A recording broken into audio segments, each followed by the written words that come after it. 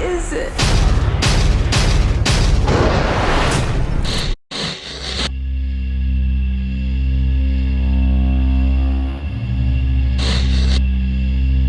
Trata basicamente da história desse gênero, subgênero do horror, found footage.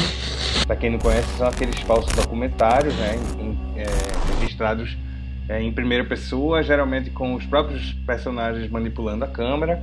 E de certa forma a ideia me surgiu a partir de algo simples. Foi um incômodo causado por um erro factual que a gente vê sendo repetido dezenas de vezes em reportagens e às vezes até mesmo em trabalhos acadêmicos. Normalmente atribui ao filme A Bruxa de Blair o início, né, o marco zero desse gênero. Quando a gente sabe, basta estudar um pouquinho, sabe que não é verdade. Então eu tentei fazer uma genealogia do gênero e uma historiografia o mais completa que eu pudesse, inclusive saindo do cinema e tentando rastrear as origens desse gênero mais para trás, né? Então, nessa pesquisa, acabei descobrindo, na verdade, que a gente pode rastrear a origem do found footage de horror na Grécia de 2.500 anos atrás, né? Quando começaram a ser escritos os primeiros romances epistolares, que são aquelas obras de ficção em que o gênero, o enredo é contado através de documentos que pertencem ao mundo diegético, né? Ao mundo ficcional em que se passa o enredo. Normalmente são cartas, mas podem ser outros documentos, como acontece em Drácula, em que a gente vai ter até mesmo o diário de um marinheiro compondo parte da narrativa do filme. Mas o que a gente poderia destacar como talvez o marco zero efetivo do romance epistolar mais recente é o ano de 1485, quando foi lançada a novela Caça de Amor, escrita por um autor espanhol chamado Diego de San Pedro. Esse aí é considerado pelos pesquisadores do gênero a pedra fundamental do found footage, tá? Esse gênero, o romance epistolar, ele teve uma grande popularidade na Europa da Idade Média, e seu ápice aconteceu entre os séculos 17 e 18. Era basicamente uma literatura confessional, carregada de emoção e escrita em primeira pessoa. Esse era o grande marco estilístico que identificava esses romances, tá? Os pesquisadores que hoje se debruçam sobre esse tipo de literatura acreditam que o sucesso popular enorme que acontecia naquela época era devido à criação de um certo tipo de efeito de realidade. Um romance extremamente popular e até hoje famoso, que está dentro desse gênero, se chama As Cartas Portuguesas, de 1669. E eu destaco queria destacar esse romance porque existe até hoje uma dúvida sobre a sua autoria.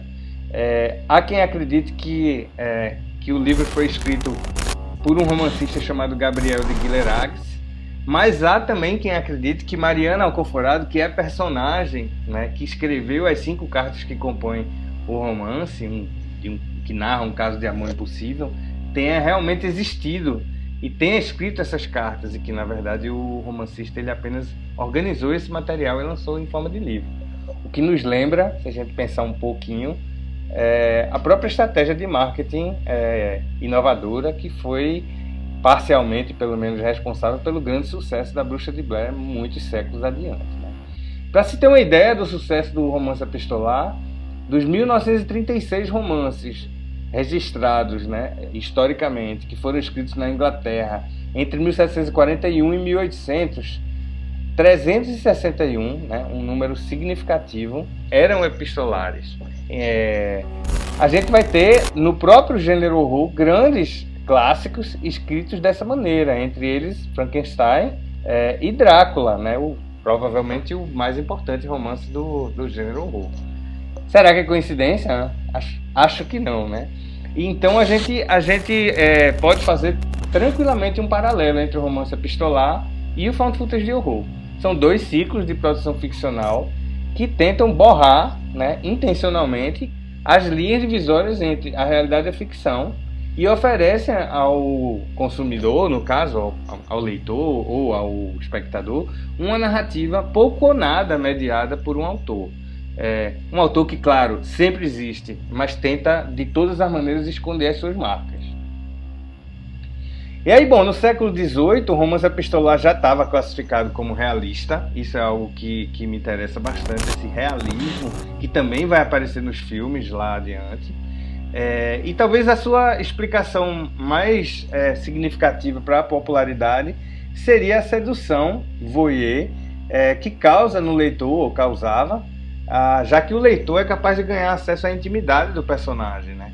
E criando dessa forma uma empatia afetiva maior, mais visceral entre a ficção e a realidade, entre o personagem e a plateia.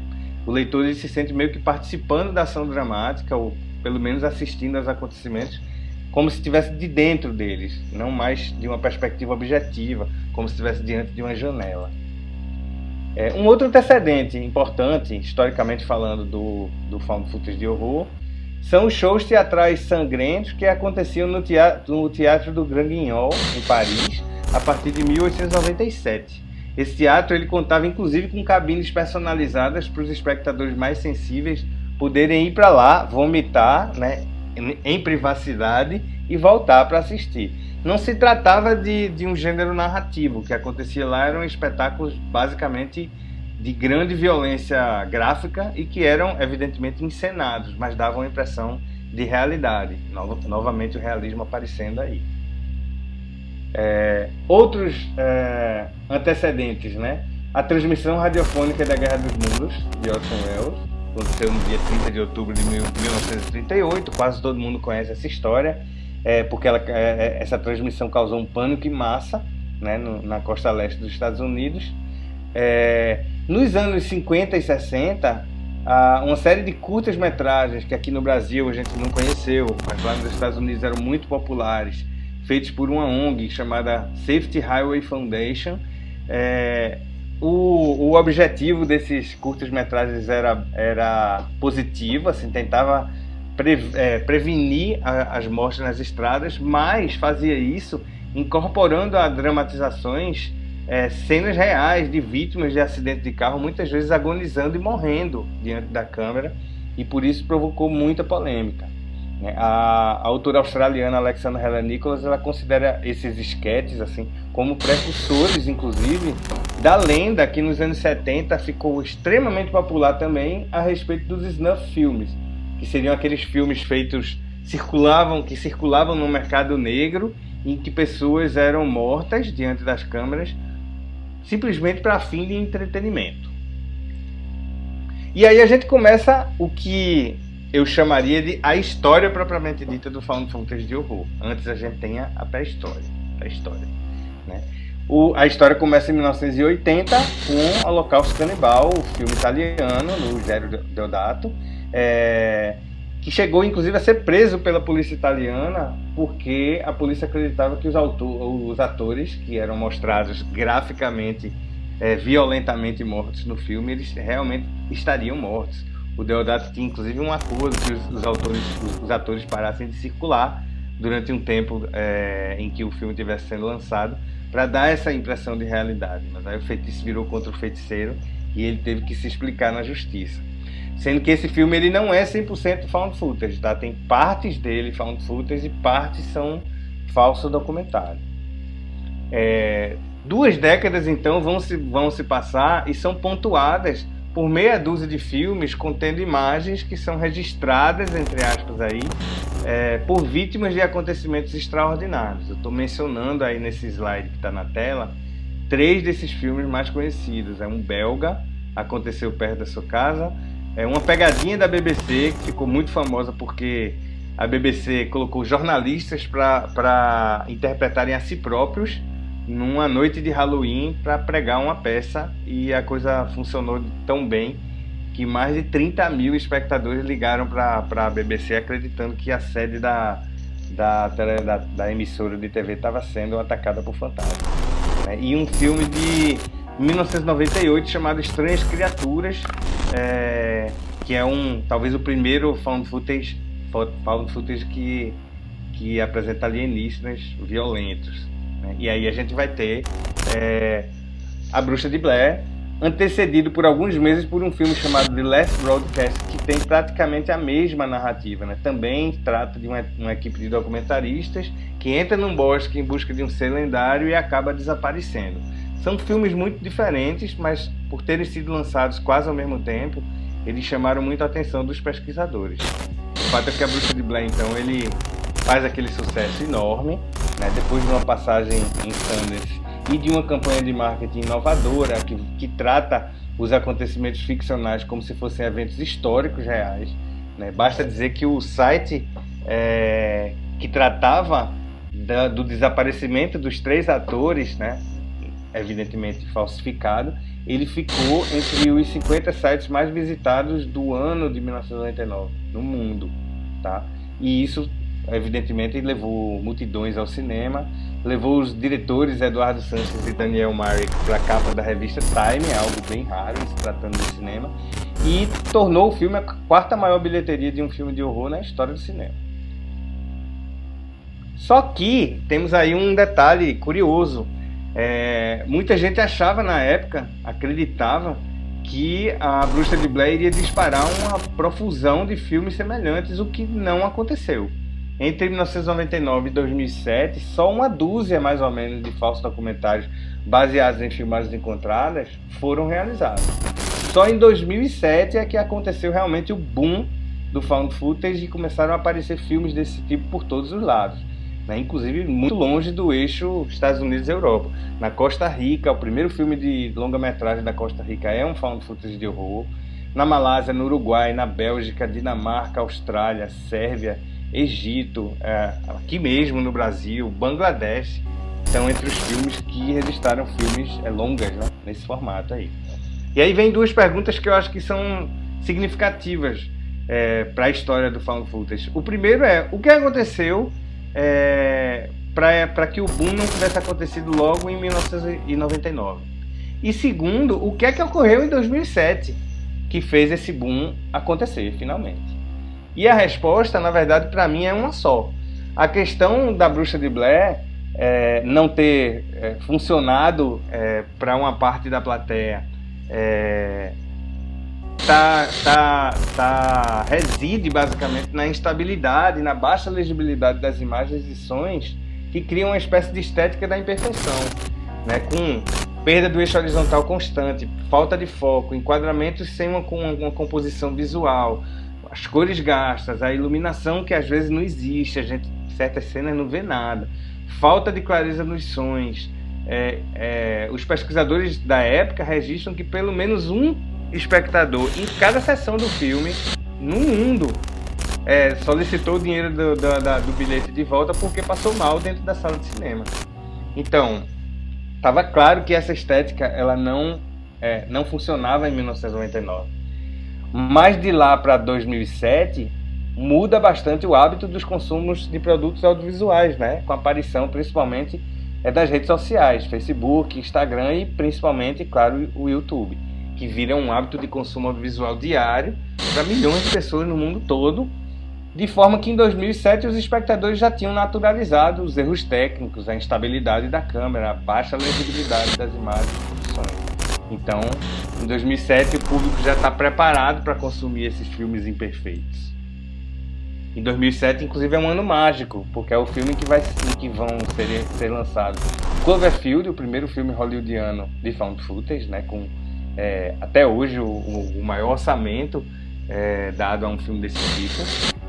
Atividade Paranormal, que vai bater recorde, inclusive, da Bruxa de Blair e se tornar o filme que tem o custo-benefício mais alto, né, da história do cinema. REC, um filme espanhol que se torna um paradigma, assim, tanto visual quanto sonoro, para aquilo que de melhor pode aparecer no found footage de horror. E até mesmo o Diário dos Mortos, que marca uma importante entrada dos cineastas veteranos no gênero, né, que é o Jorge Romero, lendário cineasta de horror, que vai fazer uma abordagem, inclusive, crítica e muito interessante.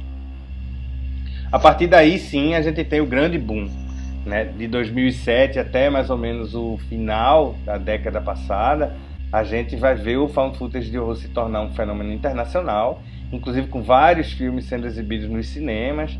Cito alguns aí nesse slide: Apolo 18, Filha do Mal, Assim na Terra como no Inferno, que foi filmado nas catacumbas de Paris. E ajuda também o fato de haver uma série de profundas alterações em todas as etapas do circuito audiovisual, né? Então, na produção, na circulação e no consumo.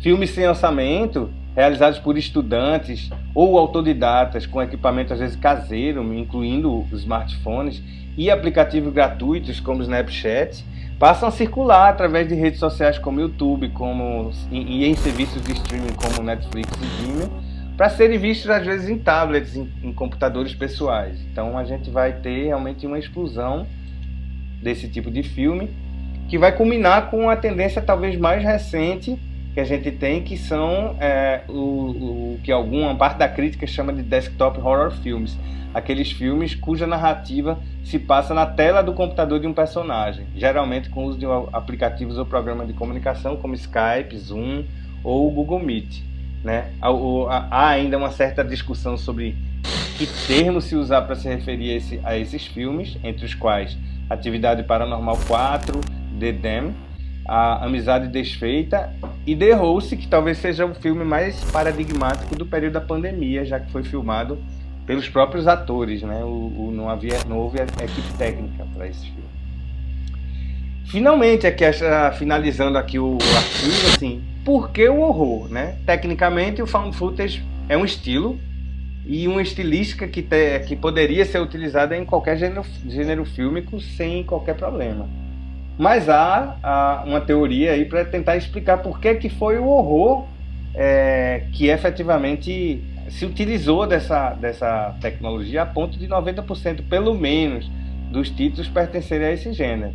A primeira questão é que o público-alvo dos filmes de horror é composto por jovens, normalmente pessoas ligadas nas redes sociais e nas novidades estilísticas. Aceitam melhor a novidade. E a segunda questão é que as narrativas em primeira pessoa despertam o instinto voyeur, como eu já falei antes, das sociedades urbanas, aumentam a empatia dos espectadores com os personagens, e essa característica, né, faz com que o público sinta as mesmas sensações que os personagens.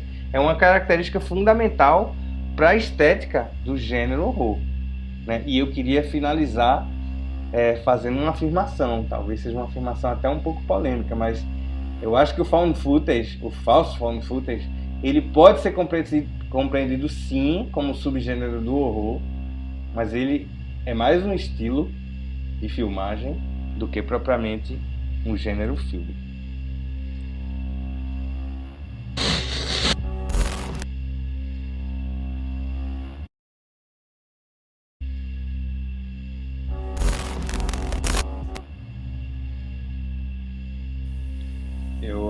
Sim, ele faz sentido. Na verdade, eu acho que o fato do found footage de horror ter emergido justamente na mesma época em que a produção multimídia ganhou força, né? Estamos vendo, na verdade, nos últimos 30 anos, uma grande modificação em toda a cadeia produtiva e de consumo do audiovisual. E falando especificamente de game, a gente vê que a indústria de game hoje ela fatura 3 vezes mais do que a indústria audiovisual convencional, né? Filmes e televisões juntos só faturam 1/3 do valor. Então, assim, na verdade, esse fenômeno de aproximação, eu diria, de estética e linguagem entre o game e o filme, a série, de um modo geral, a produção audiovisual contemporânea, é muito nítido. E eu até acho que talvez tenha faltado um lugar do game nessa história que eu acabei de contar hoje, sabe? De fato, o game, de algum modo, ele tem um papel nessa história. Um papel, inclusive, ambíguo, porque ao mesmo tempo que ele influencia, ele também é influenciado. Mas é fato, a narrativa em primeira pessoa no videogame, ela existia e ganhou força na década de 90, justamente nos anos que antecederam a chegada da Bruxa de Blair, né? Ainda não tenha sido o primeiro filme de found footage, mas foi o filme que efetivamente transformou essa tendência numa explosão.